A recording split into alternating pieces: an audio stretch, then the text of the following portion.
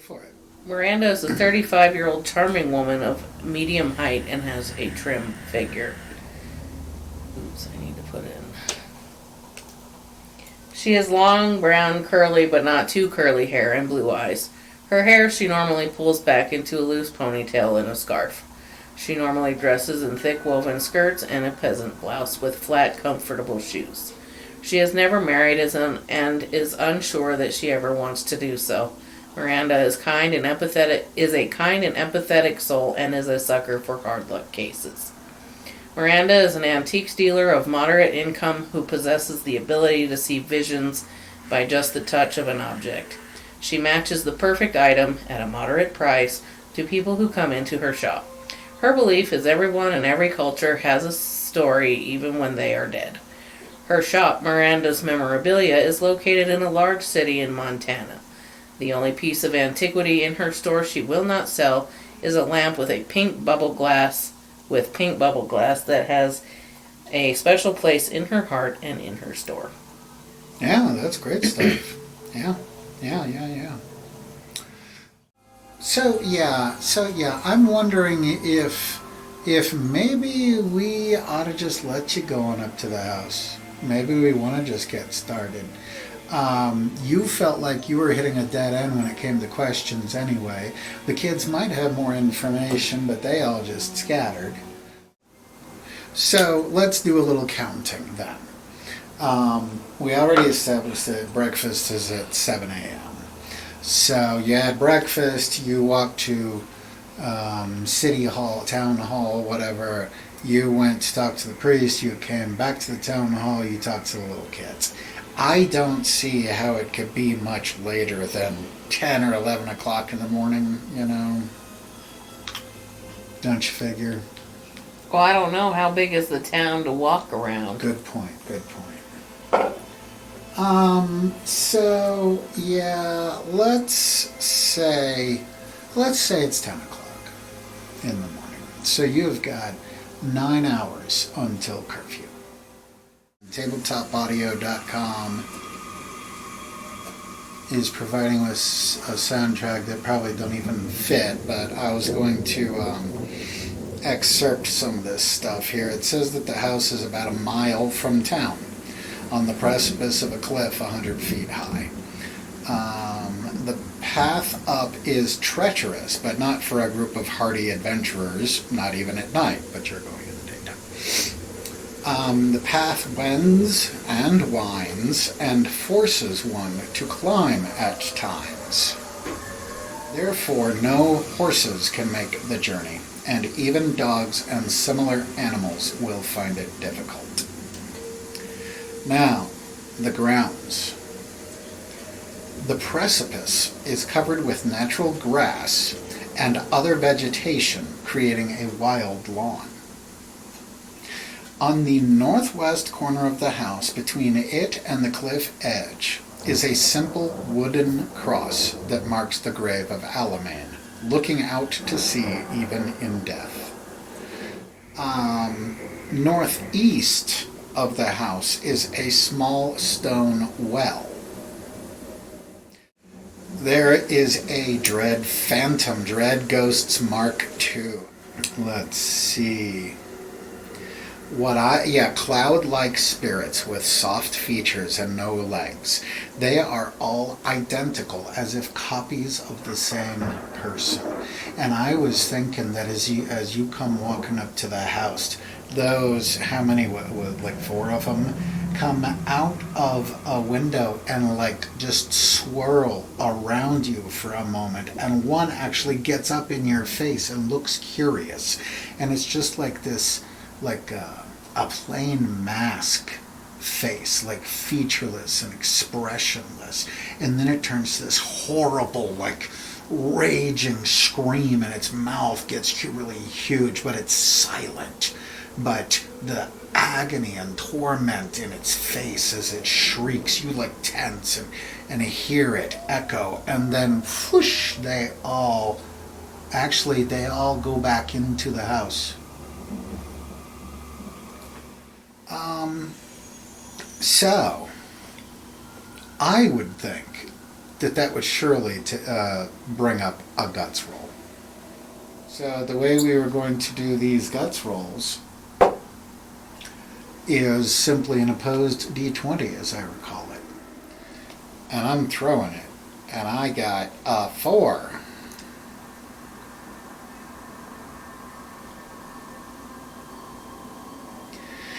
And you got a 19, so your guts, your resolve remains. So she's not so easily shaken.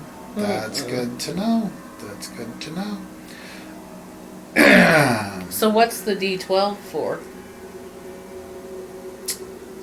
The D12. For guts. That is your die rank of it at the moment. But that's true. Hold on, I did that wrong. You roll your D12 guts die, and since this is a serious thing, I will roll a D20 against it. You know what? Just because I rolled my D20 first, right? So yes, you just re-roll your D12. Okay. 5. So you still retain your nerve, your resolve. Mm-hmm.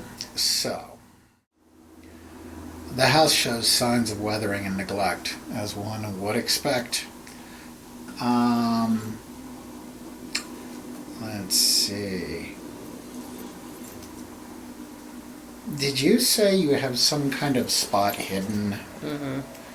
Is that a thing where... You usually roll against it. Right.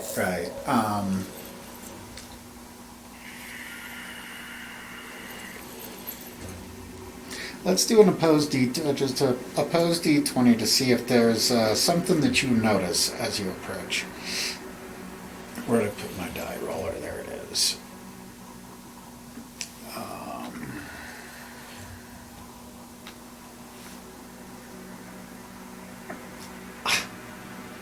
I got a 1. Beat that. It strikes you. There was some damage that you expected to see on this house, based on a story you heard.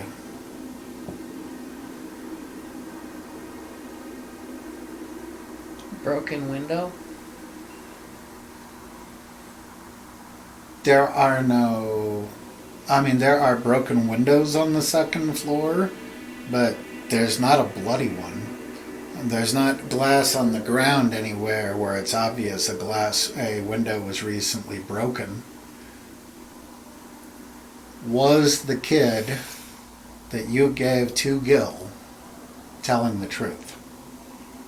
Or did he just want the to Gil? Notice he didn't tell the story in front of the others. But yes, there is no... again, there's broken glass scattered about. But it doesn't look like there was a window that was recently broken. Here's a pile of glass, And yes, you can see quite a few broken windows, but you don't see blood on them. And what they described there would certainly be a lot of blood. Mm-hmm. So that strikes you as odd on the way in. Now, the last of their meta description here, I'm going to go ahead and include. When you first step in, you're going to be in the entrance hall. Holes in the ceiling, broken railings, peeled paint. Oh, that's the most obvious signs of exterior damage, it says. But it says hole in the ceiling and broken railings. Inside, things are much worse. Unkempt when lived in, it is now a disaster. Everything in the house is covered in a thick layer of dust that dulls carpets and reveals that nothing living has been in the house in years. I'm not going to read you everything from the meta description, because these are things I'm supposed to describe as you go, probably. I do like, though, floorboards creak and squeak as you walk about, and are beginning to warp and rot where water has come in. Plaster on the ceiling has fallen in many places. Mold and mildew from the damp air streak the walls with black, yellow, and russet tones. Cobwebs festoon every nook and cranny of the house and often hang down over the hall, requiring visitors to push through them. Door frames are likewise festooned with webs, having been the home of nothing but spiders for years. Okay. That is the end of the meta description of the house. Now, let's get to the actual details that you are entering into this entrance hall. Stairs on both sides of this room lead to the second floor. A balcony above projects a bit over this room. A thick layer of dust covers everything. Now, here's what I think. I don't know. I think pretty much everybody these days has a little thing inside their front door, like ours, where we've got our car keys and our, that stuff. So, I'm thinking that we could say there is conveniently sitting inside the door a little table that has a box of matches, and I'm wondering if it should be a candle or a Oil lamp. I think it's in this book, actually. Alright, the youngest man in the garrison, a red-headed youth named Radag, gives you two things you've never seen before. The first is a lantern with a hood. The lantern has a small window called a bullseye.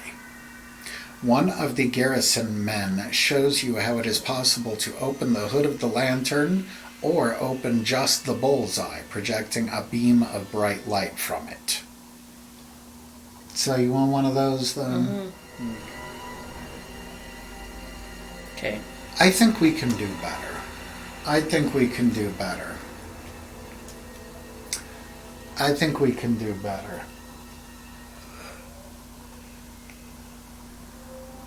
When you get inside the house, I won't make you roll for it because you would have thought of this. When you get inside the house, and it says there's a thick layer of dust that covers everything. In the description of the house, it says that a thick layer of dust that dulls carpets. Yeah, I bet. So, I got a better idea.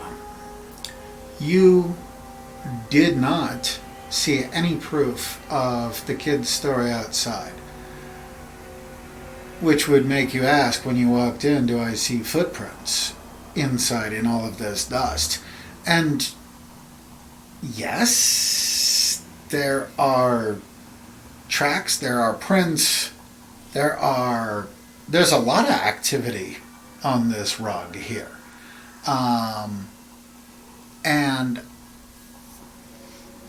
And this lantern was laying there in a place where the dust was very disrupted. It was laying there with a little metal tube that when you take the top off of it has matches in it. See, that's better than it was just conveniently sitting there in the door. No, there are signs of much, let's try to use period-appropriate language. A kerfuffle of sorts has taken place here. But, there's different layers of dust. It looks like there's been a lot of activity through here. But as you look around, you see that some of it definitely is animal tracks. There's so much disrupted here that it's impossible to make any sense of it. Now, it is time. Oh, and it says the house, it says the dust here and everywhere in the house is undisturbed. I am breaking that part of the story to say that this room has all this disturbance, okay? Mm-hmm. The house has truly, never mind. But it's time to get schmappy. For we need a map.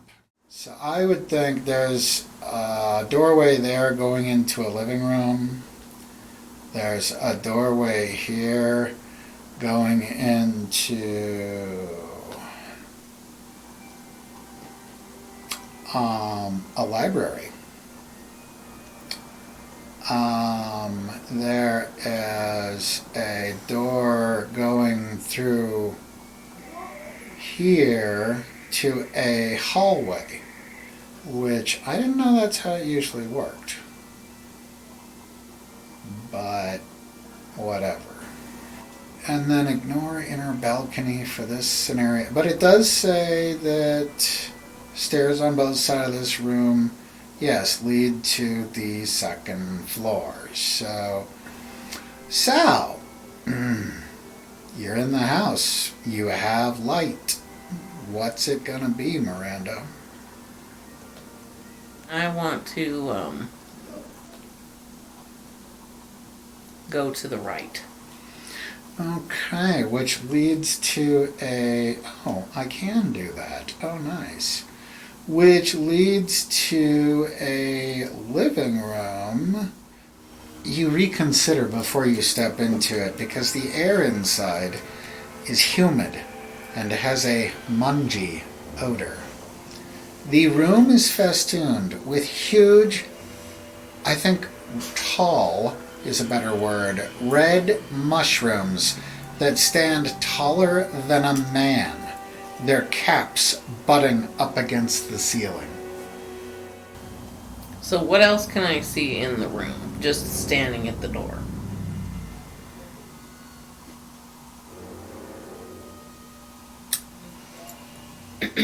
Nothing. Okay, well, I'm kind of afraid of mushrooms, so I don't want to go in there.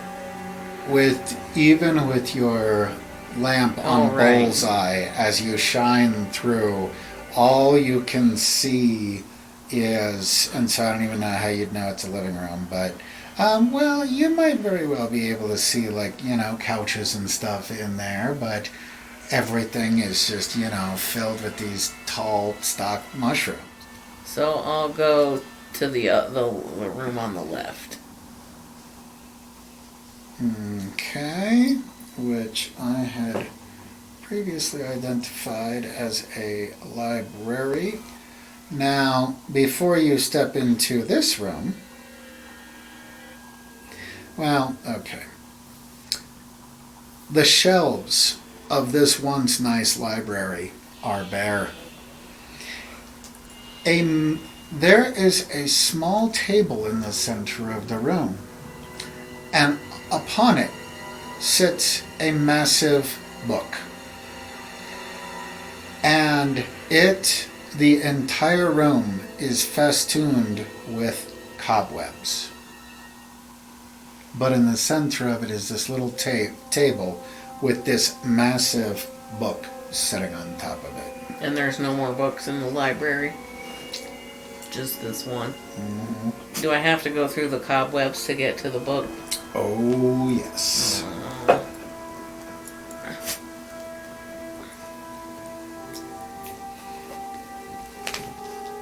Kaiser, you're letting the cold air in. I didn't know there was a dog under there. Is there anything I can use in the room, like a board or something that I can, go ahead of me and get the cobwebs out of the way?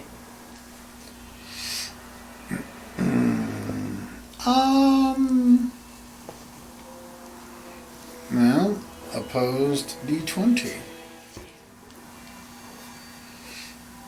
I got a 2.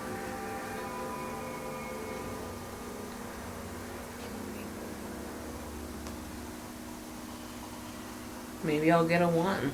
18. See, I'm telling you. Well, I didn't throw the dice. I didn't see it throw. Oh. I'm telling you, I only trust physical dice at this point. Well, then let's get them. Well, maybe after the next break. Let's see. What else might be in an entryway? Well, it talks about parts of the ceiling had fallen in, so let's say there's this random board laying there. And you could use that board to Swipe at the things. okay. Well, it says here that the cobwebs are a spider nest, Ew. and anyone disturbing it unleashes a swarm of tiny red spiders that burst forth in every direction.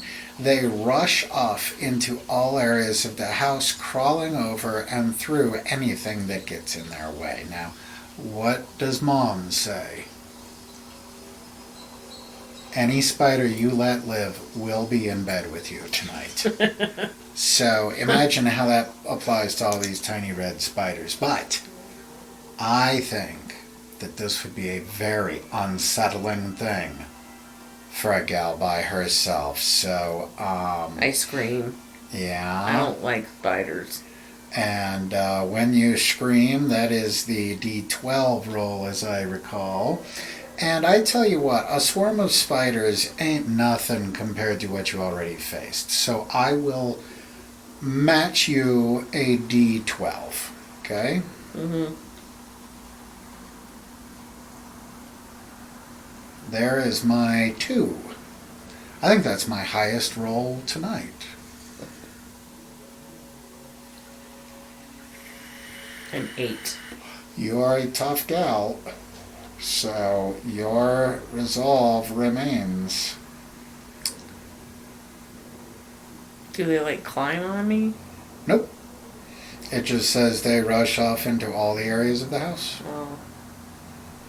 Well, it says crawling over and through anything that gets in their way, but I think you would have been too busy dancing, you know.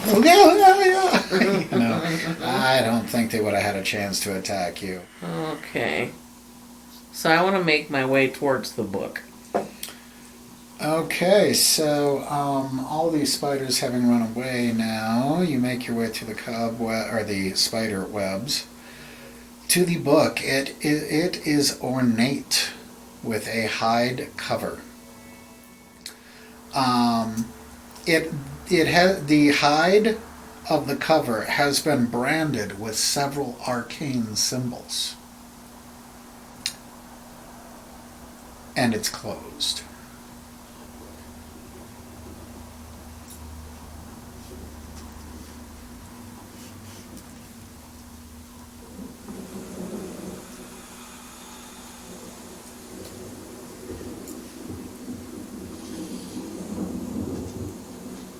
And I don't know what these symbols stand for. Not so far as I know. You got any skills or anything? Well, archaeology. Not sure that applies to That would be arcane. anthropology, huh? Like, if I would have studied people and languages. Depends on what they mean by arcane, I guess. What does arcane mean? I think it just means old. Here's the definition of arcane. Understood by few, mysterious or secret. Is the book dusty? It does not say. So I'll assume yes.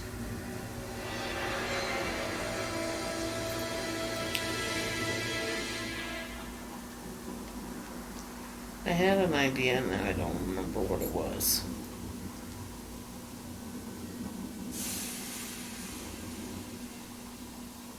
Okay, well, I'm going to open the book. If opened, it will reveal itself to be a spell book that contains a single spell. It's clearly a spell on how to reanimate the dead to create a zombie. Did I get that by touching the book? No. That's an interesting question.